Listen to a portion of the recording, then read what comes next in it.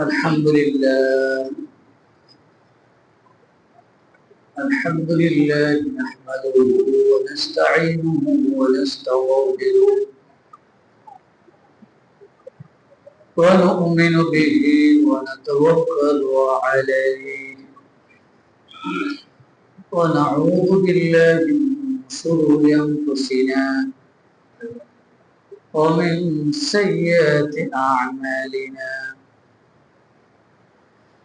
من يهده الله فلا مضل له ومن يضلله فلا هادي له ونشهد أن لا إله إلا الله وحده لا شريك له ونشهد أن سيدنا وحبيبنا ومولانا محمد أما بعد فقد قال الله تعالى في كلامه المجيد وفي فرقانه الحميد أعوذ بالله من الشيطان الرجيم بسم الله الرحمن الرحيم حافظوا على الصلوات والصلاة الوسطى وقوموا لله قانتين صدق الله العظيم. وقد جاء في الحديث الشريف عن أبي هريرة رضي الله تعالى عنه قال قال رسول الله صلى الله عليه وسلم الصلوات الخمس والجمعة إلى الجمعة ورمضان إلى رمضان مكفرات لما بينهن إذا اجتنبت الكبائر صدق رسوله النبي الكريم.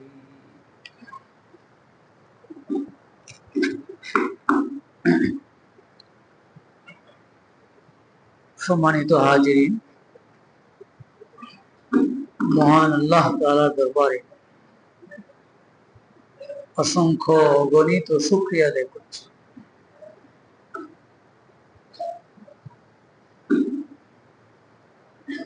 যে আল্লাহ তাআলা আমাদেরকে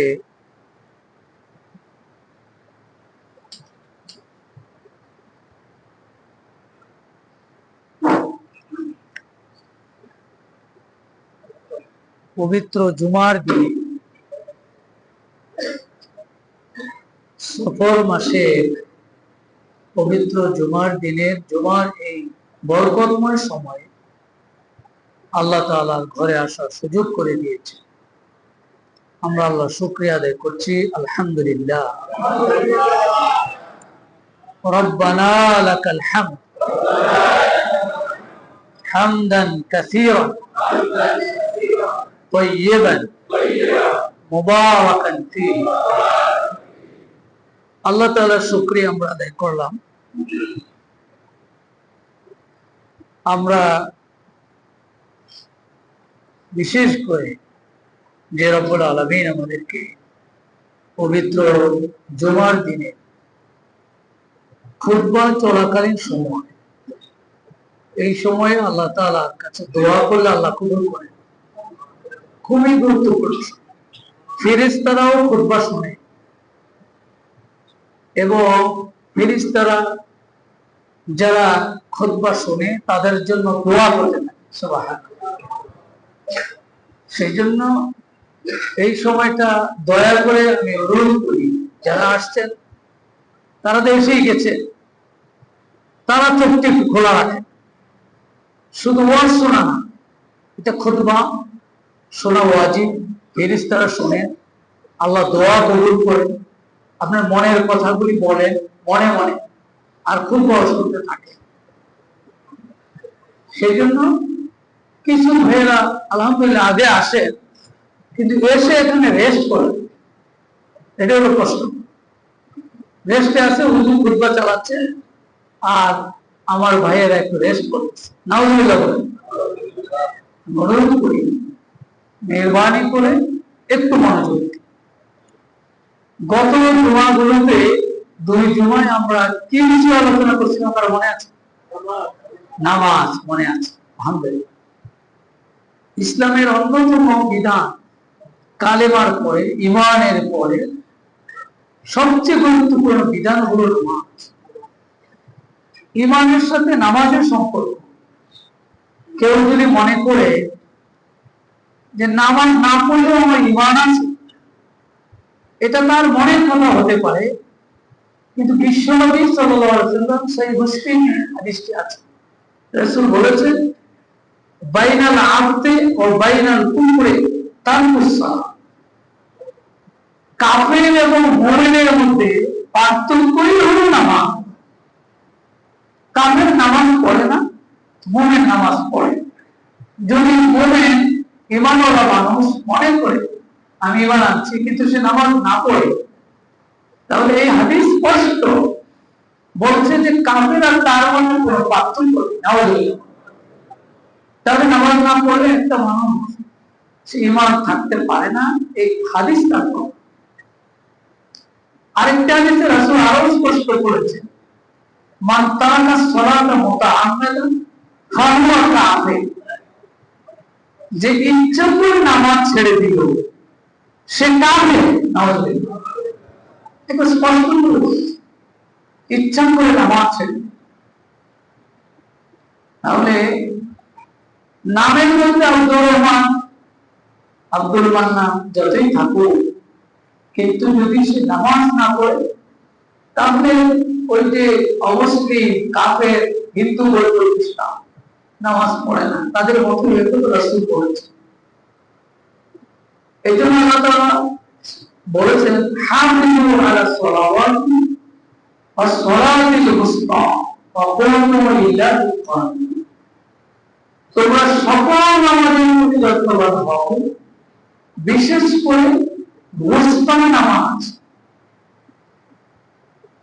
সব নামাজের কথা বলে আবার একটা নামাজ আলাদা করে দেন, যে বিশেষ করে ওয়াস্তা নামাজের প্রতি যত্নবান হও। ওয়াস্তা নামাজ মধ্যবর্তী নামাজ, ওয়াস্তা মানে মধ্যবর্তী। তাহলে মধ্যবর্তী নামাজটার মধ্যে বিশেষ যত্ন নিতে আল্লাহ বললেন সূরা বাকারা 238।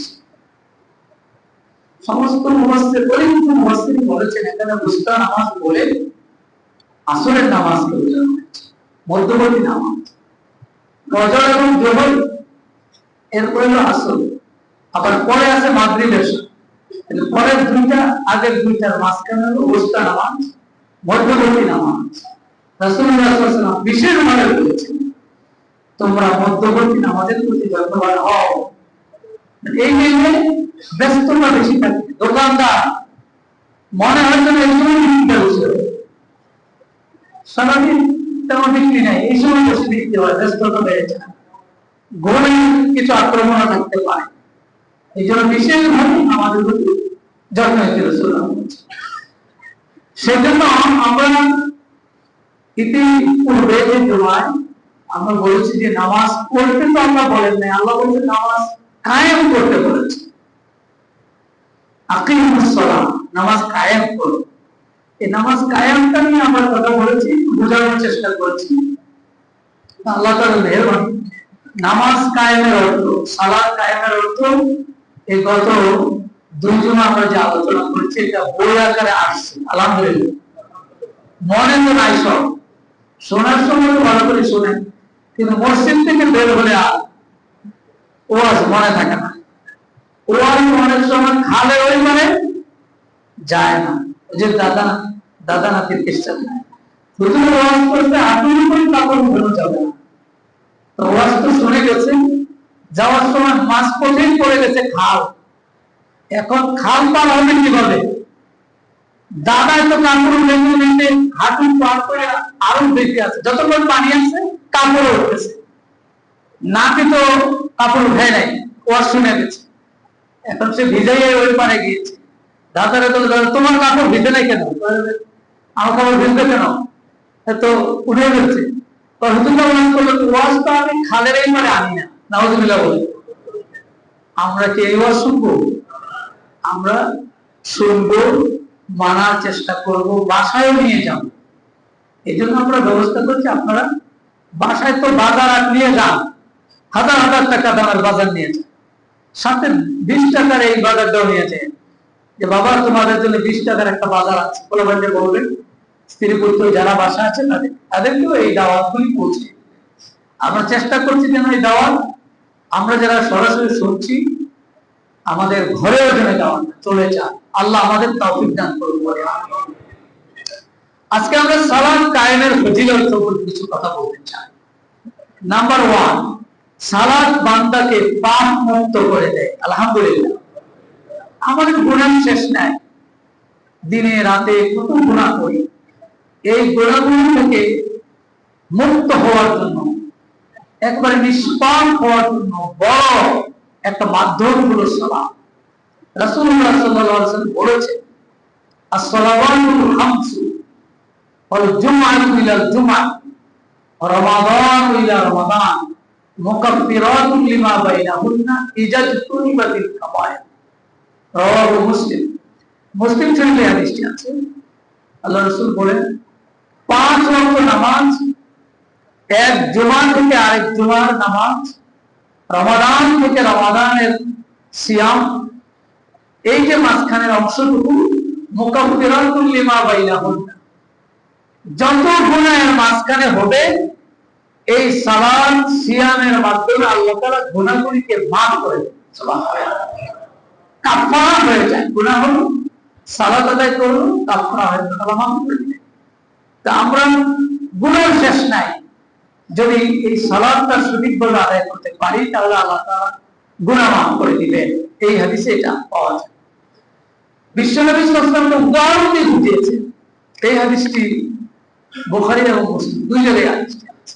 আবু হুরায়রা রাদিয়াল্লাহু তাআলা হাদিসটি বর্ণনা করেছেন।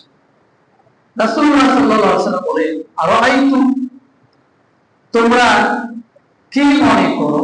সাহাবাদেরকে বলতেছে, লাউ আন্না নাহরান বিবাবি আহাদিকুম, তোমাদের বাড়ির সামনে যদি একটা পুকুর থাকে, পানির ফোয়ারা থাকে। নাহার শব্দ ব্যবহার করেছে, নাহার মানে নদী, আবার নাহার মানে ফোয়ারা, পানি পড়ে, অথবা পুকুর, জলাশয় যেখানে পানি আছে। রাসূল উদাহরণ বুঝাচ্ছে, তোমাদের বাড়ির সামনে যেরকম একটা পানির ফোয়ারা থাকে, ইয়াগতাসিলু ফীহি কুল্লা ইয়াওমিন খামসা, তোমাদের কেউ সেখানে প্রতিদিন 5 বার গোসল করে। হাল ইয়াবকা মিন দারানি শাই, তার শরীরে কি কোনো ময়লা থাকবে? রাসূল প্রশ্ন করেছে। ক্বালু, সাহাবায়ে কেরাম বললেন, লা ইয়াবকা মিন দারানি শাই, তার শরীরে কোনো ময়লা থাকার কথা না। 5 বার গোসল করতেছে, একটা দিনে 5 বার যখন সে এখানে গোসল করে, ময়লা থাকার কথা না। সাহাবারা বললেন, ক্বালা, রাসূল বললেন, ফাযালিকা মিসলু সালাওয়াতিল খামস, এটা হলো 5 ওয়াক্ত নামাজের উদাহরণ। ইয়ামহুল্লাহু বিহিন্নাল খাতায়া, আল্লাহ তাআলা তার বান্দার গুনাহগুলি এই 5 ওয়াক্ত নামাজের মাধ্যমে একবারে ডিলিট করে দেন। সুবহানাল্লাহ, মাহমুদ শব্দের অর্থ ডিলিট হয়ে যায়। ডিলিট, ডিলিট তো বোঝার কথা না, বুঝেন? সবাই ডিলিট বুঝে, মোবাইল চালায় না, ডিলিট। এই জন্য এই শব্দটা বললাম। আল্লাহ রাসূল বলেছেন, ইয়ামহুল্লাহ আরবিতে হলো যে ইংরেজিতে ডিলিট হবে, বাংলায় মুছে দেওয়া, একবার মুছে দেওয়া নাই, কোনো গুনাহ থাকবে না।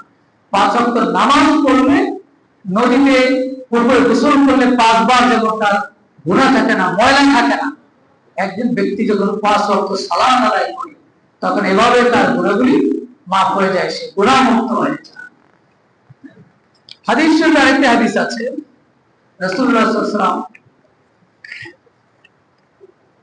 আল্লাহ তাআলা বলেছেন যে ওয়া আকিমিস সালাতা তারাফাইন নাহার ওয়া যুলাফান মিনাল লাইল ইন্নাল হাসানাতি ইউযহিবনাস সাইয়্যাত। এটা কোরআনুল কারীমে রয়েছে আয়াতটি। আল্লাহ তাআলা বলেন তোমরা দিনের দুই প্রান্তে নামাজ পড়ো আর রাতেও নামাজ পড়ো, জেনে রাখো তোমাদের ভালো কাজগুলি অন্যায় কাজগুলিকে মিটাইয়া দেয়, দূর করে দেয়। আল্লাহ নবীর কাছে একজন সাহাবী আসলেন।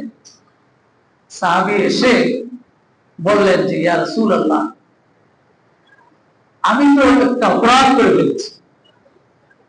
আমার দোকানে একজন সুন্দরী মহিলা এসেছে খেজুর কেনার জন্য। এখন এই খেজুর তাকে দেব আমি, বললাম যে আপনি ভিতরে আসেন। ভিতরে যাওয়ার পরে সে ওই মহিলাকে জড়িয়ে ধরেছে। মহিলা বলে ইত্তাকিল্লাহ, তুমি আল্লাহকে ভয় করো।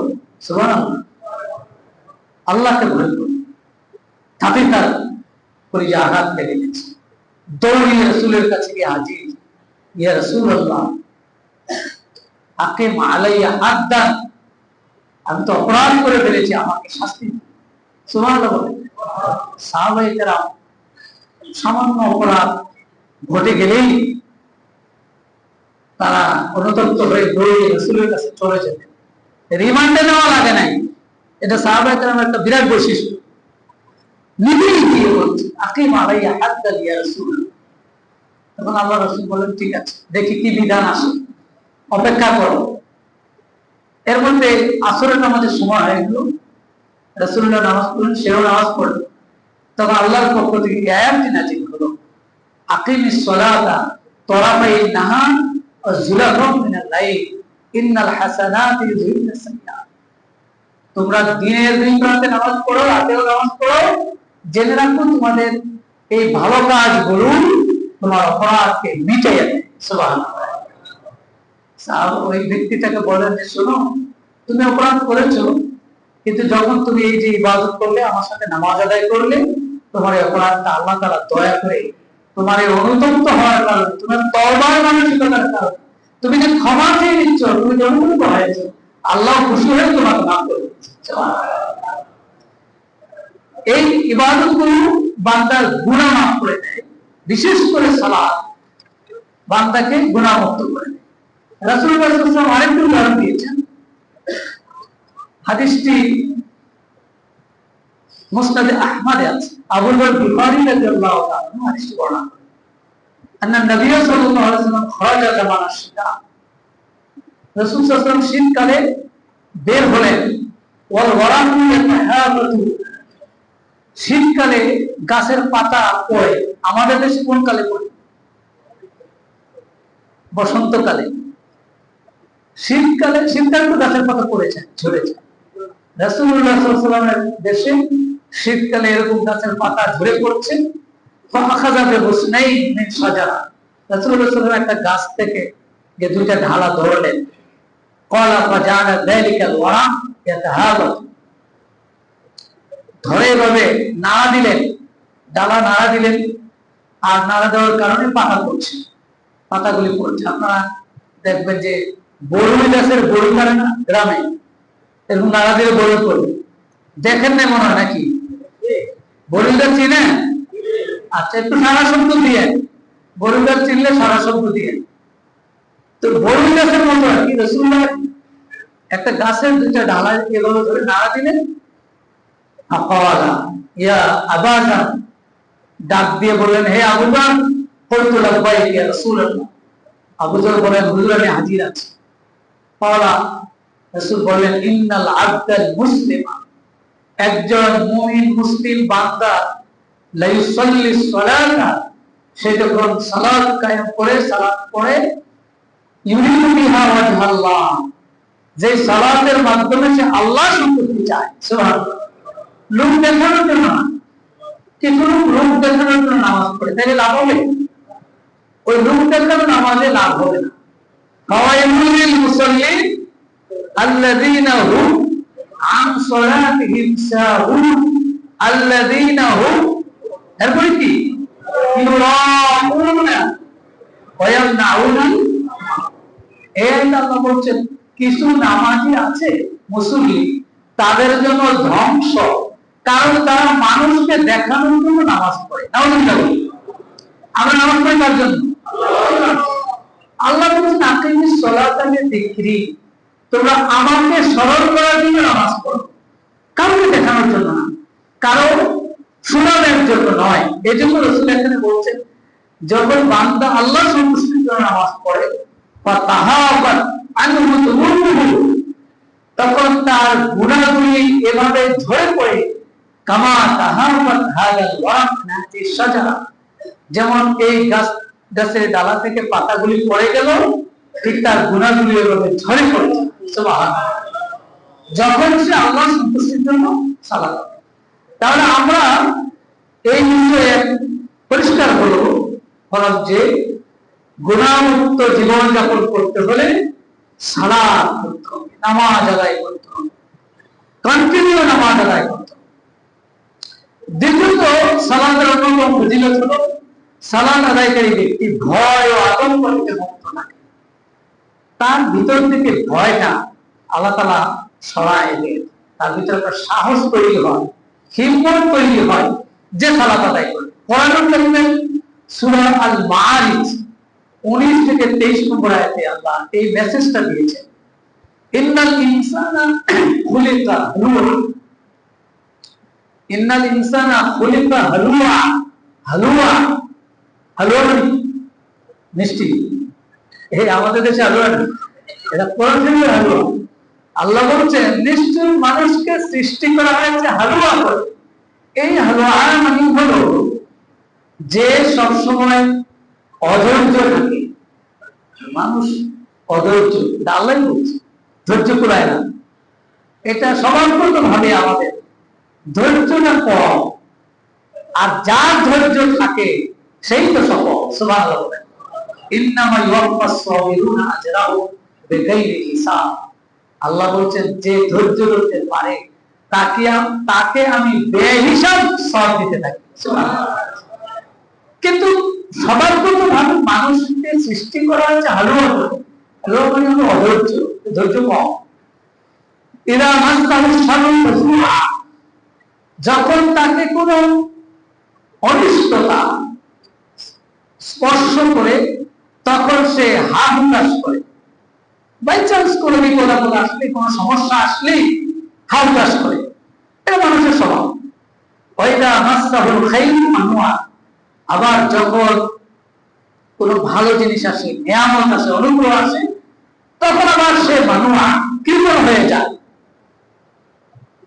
নিজে নিয়ন্ত্রণ করে, কাউকে দিতে চায় না। অথচ এক সময় তার ছিল না, আল্লাহ যখন দিয়ে দেন তখন আবার কৃপণ হয়ে যায়। এটা মানুষের স্বভাব। ইল্লাল মুসাল্লি, ইল্লা অর্থ কি বলতে পারবে? ব্যতীত। ইল্লা অর্থ হলো ব্যতীত। তখন যা বলা হলো, যে বদ স্বভাবগুলি বলা হলো, এর সাথে আল্লাহ বাদ দিয়ে দিন ইল্লাল মুসাল্লি, তবে নামাজি ছাড়া। সুবহানাল্লাহ বলেন। নামাজিরাই বৈশিষ্ট্য নয়। আল্লাযীনা হুম আলা সালাতিহিম দাঈমুন, যারা সব সময় কন্টিনিউ নামাজ আদায় করে, তাদের এই বৈশিষ্ট্য নয়। এই বৈশিষ্ট্য হলো বেনামাজিদের।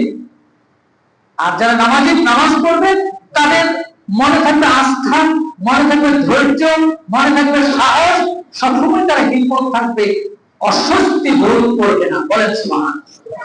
এই কথা আমার না আল্লাহ। কোন সূরা? সূরা আল মাআরিজ 19 থেকে 23 নম্বর আয়াতে এই তথ্যটা আছে। আরেকটা আয়াতে আমরা এই আয়াতের শেষ অংশটি পড়লে আল্লাযীনা হুম আলা সালাতিহিম দাঈমুন ইল্লাল মুসাল্লিন বলে আয়াতটার শেষ অংশে একটা গুরুত্বপূর্ণ তথ্য দিয়েছেন। আল্লাযীনা হুম আলা সালাতিহিম দাঈমুন, যারা তাদের নামাজের মধ্যে কন্টিনিউ থাকে, না মাঝে মাঝে। আজকে শুক্রবার আসলো, একদিন নামাজ পড়তে আসলো, আবার শুক্রবার আসলে পড়বে, এরকম নামাজই নাই নাকি? না, শুক্রবারের নামাজ। কিন্তু আবার বছরে ঈদের নামাজ আছে না, দুইবার, ওই বছরে 2 বার ঈদের নামাজ পড়ে, এও নামাজ। আল্লাহ বলছেন না, এই নামাজে অ্যাকশন হবে না। অ্যাকশন হবে বলতে আল্লাযীনা হুম আলা সালাতিহিম দাঈমুন, যারা দাঈম সব সময় কন্টিনিউ যারা নামাজ আদায় করে তারা এই ফজিলতটা প্রাপ্ত হবে। হাদিস শরীফে রাসূলুল্লাহ সাল্লাল্লাহু আলাইহি ওয়াসাল্লাম বলেছেন, আহাব্বুল আমাল ইলাল্লাহি আদওয়ামুহা ওয়া ইন ক্বাল্লা। আল্লাহর কাছে সবচেয়ে প্রিয় আমল হলো ওই আমলটা যেটা সব সময় করা হয় যদিও তা কম হয়। সুবহানাল্লাহ বলেন, সব সময় করা হয় যদিও তা কম হলেও আল্লাহর কাছে এটা প্রিয়, কারণ সে কন্টিনিউ করার চেষ্টা করে। এই জন্য সালাতটা আমাদের 5 ওয়াক্ত নামাজ আল্লাহ ফরজ করেছে। এক ওয়াক্ত পড়লেন, আরেক ওয়াক্ত পড়লেন, আরেক ওয়াক্ত পড়লেন, আরেক ওয়াক্ত পড়লেন, এটা দায়েম হলো না। সেজন্য সবসময় নামাজটা পড়লে আল্লাহ তাআলা আমাদের অন্তরটাকে প্রশান্তি দিয়ে ভরে দিবে। সুবহানাল্লাহ। আরেকটি হাদিস আছে, যুকরানা আন্না দানিয়াল আলাইহিস সালাম নাআতা উম্মাত মুহাম্মদ সাল্লাল্লাহু আলাইহি ওয়াসাল্লাম। দানিয়াল আলাইহিস সালাম, আবু কাতাদা এই হাদিসটি বর্ণনা করেছেন। দানিয়াল একজন নবী, সেই নবী উম্মত মুহাম্মদের প্রশংসা করতে গিয়ে বলেন, ইউসাল্লুনা সালাতা, উম্মত মুহাম্মদের একটা বৈশিষ্ট্য হলো তারা নামাজ পড়ে। লাউ সাল্লাহা কাওমু নূহ, নূহ আলাইহিস সালামের জাতির লোকেরা যদি নামাজ পড়তো, মা ওয়ারাকু, তারা ডুবে মরতো না, নামাজ তাদেরকে হেফাজত করত। সুবহানাল্লাহ।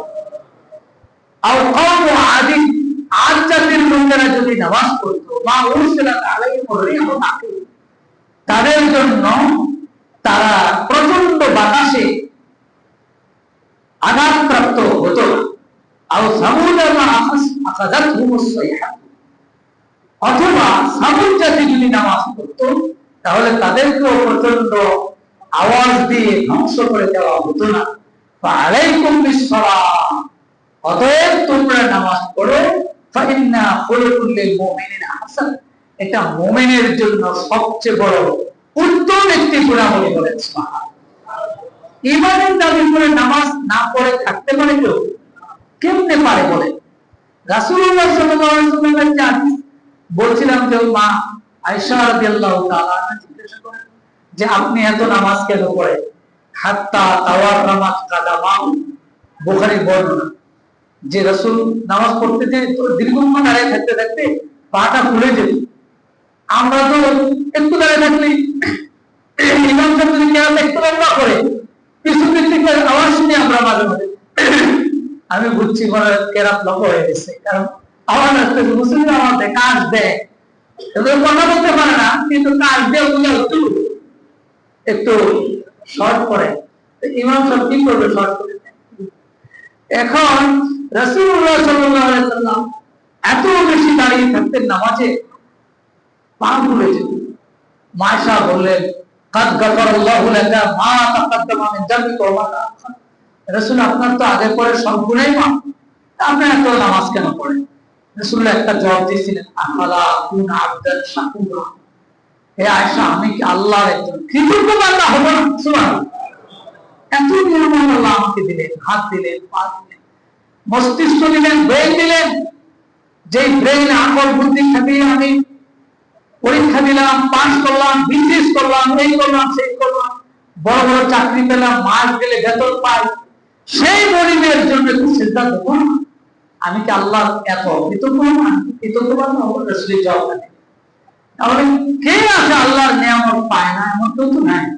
প্রতি মুহূর্তে আল্লাহ নিয়ামত আমরা ভোগ করি। সেই নিয়ামতের বিনিময়ে আল্লাহ বলছেন, কিস সালাত লিযিকরি, তোমরা একটু আমার জন্য আমার স্মরণে নামাজ আদায়। এই সালাত আদায়ের মাধ্যমে আমাদের সফলতার দুয়ার খুলে যায়। বলেন সুবহানাল্লাহ। কোরআন কারীমে সূরা আ'রাফে আল্লাহ বলেছেন, قد أفلح من تزكى وذكر اسم ربه فصلى, সেই সফল হলো যে তার আত্মাকে পরিশুদ্ধ করতে পারলো, আর ওয়াযাকার ইসম রাব্বিহি, তার রবের নাম স্মরণ করতে পারলো, ফাসাল্লা, নামাজ আদায় করলো। বলেন সুবহানাল্লাহ। তাহলে নামাজের মধ্যেই সফলতা, কোনো যুক্তি নাই। নামাজ না পড়ার কোন যুক্তি আছে ভাই? আছে? কোন যুক্তি আমি দেখি না, কোন হিসাবে মেলে না। যে একটা মুমিন যখন সে ঈমান আনলো তখন সে কিভাবে নামাজটা না পড়ে ইচ্ছা করে ইচ্ছা করে নামাজ না পড়ে থাকে কিভাবে আমার বুঝে আসে না। সেই জন্য যেই চায় সফল হতে চায়, আল্লাহ বলছেন সেই জন্য সালাত। আরেকটি ফজিলত আছে, সালাত দৈহিক শক্তি বাড়িয়ে দেয়। আল্লাহ তাআলা এমন একটি ইবাদত, এমন একটি বিধান আমাদেরকে দিয়েছেন, এই বিধানটা অত্যন্ত বৈজ্ঞানিক বিজ্ঞানসম্মত বিধান। দেখেন, নামাজ পড়তে হলে অজু করতে হবে। নামাজ তো অজু ছাড়া হবে? আবার অজুর কিছু নিয়ম কানুন আছে, কি কি অঙ্গ ধুইতে হবে, সুন্দর করে ধোয়া লাগে। একটা পশম গোড়া শুকনো থাকলে অজুটা হয় না। এভাবে যখন একটা বান্দা অজু করে তখন সে পরিচ্ছন্ন হয়, আর পরিচ্ছন্ন হলে মনটা ভালো থাকে। আপনাকে কিন্তু সুস্থতার দিকে নিয়ে যাচ্ছে নামাজ, বিজ্ঞান করছে, এটা সায়েন্স। এভাবে যখন একটা ব্যক্তি 5 বার পরিচ্ছন্ন হয়, তার মনটা ভালো হয়। আর healthy mind is healthy body, ইংরেজি ওরা বলে সুস্থ মন সুস্থ শরীর। মনটা ভালো তো শরীরটা ভালো, আর মন ভালো না থাকলে একবার আপনার পুরো রোগ নাই, কিছু নাই, কিন্তু মনটা খারাপ, শুনে নেই দুষ্ট শরীর চলতে না, দুষ্ট করিস না, মনটা ভালো। মন ভালো না থাকলে শুয়ে থাকে, তাহলে শরীর কিন্তু ভালো, শরীর কোনো রোগ নাই, কিছু নাই, কোন একটা কারণে মনটা খারাপ। এই জন্যই বলে আপনি মায়েরই দেখতে বলে শরীয়তে ইসলামে সালাতটাকে এমন একটি ইবাদত আল্লাহ দিয়েছে। 5 বার তাকে ওযু করতে হয়, পরিচ্ছন্ন হতে হয়, জুমার দিনে একটু আতর লাগাতে হয়, তেল লাগাতে হয়, একটু পরিচ্ছন্ন হতে হয়। এভাবে যখন একটা বান্দা পরিচ্ছন্ন লাইফ মেইনটেইন করে স্বাভাবিকভাবে সে সুস্থতার জীবন পেয়ে যায়, বলেছে সুবহানাল্লাহ। এরপর রাসূলুল্লাহ সাল্লাল্লাহু আলাইহি ওয়াসাল্লাম, এটা হাদিস এখানে আছে, বুখারী 1142, মুসলিম 776, দুই জায়গায় হাদিসটা আছে। চমৎকার একটি হাদিস। আবু হুরায়রা হাদিসটি বর্ণনা করেছেন। রাসূলুল্লাহ সাল্লাল্লাহু আলাইহি ওয়াসাল্লাম বলেন, ইয়াকিদু শাইতানু আলা কাওফিয়াতি রাসি আহাদিকুম, শয়তান তোমাদের মাথার পিছনে, ঘাড়ের ওখানে এসে গিট দেয়, গিট। ইদা নামা সালাসা ওয়া, তোমাদের কেউ যখন ঘুমাইতে যায় তখন শয়তানও যায় গিয়ে পিছনে 3টা গিট মারে। গিট বুঝেন? ইশারা দিয়ে বুঝাই দিলাম। ইয়াদরিবু আলা কুল্লি উকদাতিন, প্রতিটা গিট দেওয়ার সময় শয়তান বলে, আলাইকা লাইলুন তাওয়িল ফারকুল, আলাইকা লাইলুন তাওয়িল ফারকুল। কি সুন্দর কথা, ওয়াজ, শয়তান ওয়াজ। তো আলাইকা লাইলুন তাওয়িল ফারকুল, রাত অনেক আছে, ঘুমাও ঘুমাও। এই আওয়াজ টের পান আপনারা না পান না? বলে হুজুর টের পাই না। টের পাওয়ার জন্য যেরকম ঘুমাইছেন টের পাওয়া যায় না, কিন্তু রাসূল বলেন প্রতিটা গিট দেওয়ার সময় শয়তান এই কথাটা বলে যে অনেক দিন রাত আছে, ঘুমাও ঘুমাও। বিশেষ করে সন্ধ্যাবেলা ফজর নামাজের আগে দিয়ে এই কামটা করে বেশি। ঘুমাইতে গেলেই মাইরা দেয় গিটটা। সকালবেলা যখন হতে থাকে তখন বলতে থাকে ঘুমাও, রাত অনেক আছে। কিন্তু যে মুমিনেরা ইস্তাইকাযা, শয়তানের এই গিট দেওয়ার পরেও মুমিন যখন জেগে যায়, ফাযাকারাল্লাহ, জেগে যখন আল্লাহকে স্মরণ করে, আলহামদুলিল্লাহিল্লাযী আহইয়ানা, এমন কি বা'দা মা আমাতানা ওয়া ইলাইহি নুশুর, এবং যখন সে ঘুম থেকে জেগে আল্লাহকে স্মরণ করে বসে, আল্লাহ আপনার কাছে আমি শুকরিয়া আদায় করছি, আপনি আমাকে মৃত্যু থেকে বাঁচিয়েছেন। সুবহানাল্লাহ। আলহামদুলিল্লাহিল্লাযী আহইয়ানা বা'দা মা আমাতানা, আমাতানা মানে মৃত্যু দেওয়া। আল্লাহ আপনি তো আমার মৃত্যু নিয়ে ফেলেছিলেন। ঘুম মানে কি? ঘুম মানে মৃত্যু না। আর নাউমুল মাউত রাসূল বলেছেন, ঘুমটা তো মৃত্যুর মতোই। নাকি ঘুমাইলে আপনারা দেখেন? হ্যাঁ, ঘুমাইলে চোখে, ঘুমাইলে চোখে স্বপ্নে।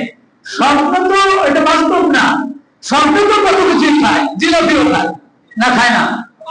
আবার বিমানে চড়ে, হঠাৎ বিমানতে পড়ে যায়, পয়লা দেহে খাদেরতে পেরেছে, মনে করছে বিমান তো বসছে, কত কিছু স্বপ্ন হয়, এটা না। বলছে রাসূল, ঘুমটা তোমার মৃত্যুর মতো, স্বপ্নে যাই দেখো।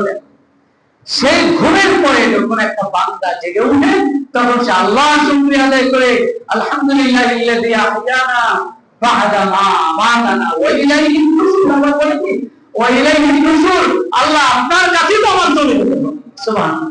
যখন বান্দা এটা বলে তখন ইন হাল্লাত উকদাতু, রাসূল বলে শয়তানের একটা গিট্টা খুলে যায়। এই আল্লাহকে স্মরণ করার সাথে সাথে একটা গিট্টা খুলে যায়। ফাইন তাওয়াদ্দা, এরপর যখন গিয়ে ওযু করে ইন হাল্লাত উকদা, আরেকটা গিট খুলে যায়। ফাইন সাল্লা, এরপর যখন গিয়ে নামাজে দাঁড়িয়ে যায় ইন হাল্লাত উকদা, আরেকটা গিট খুলে যায়। তিনটাই খুলে গেল। ফাসবাহা নাশীতান তাইয়িবান, রাসূল বলে তখন সে তার দিনটা শুরু করলো প্রফুল্ল হৃদয়ে। সুবহানাল্লাহ, সুস্থ এবং প্রফুল্ল হৃদয়ে শুরু করলো। ওয়াইল্লা, আর যদি সে এই প্রক্রিয়া না করে আসবাহা খাবিসান নাফসে কাসলা, রাসূল বলেন সে ময়লা এবং অলসতা, অমনোযোগিতা, খাবিস, একবারে খারাপ মন নিয়ে, দেহ নিয়ে দিনটা শুরু করবে বলেন। আমরা কোনটা ফলো করব?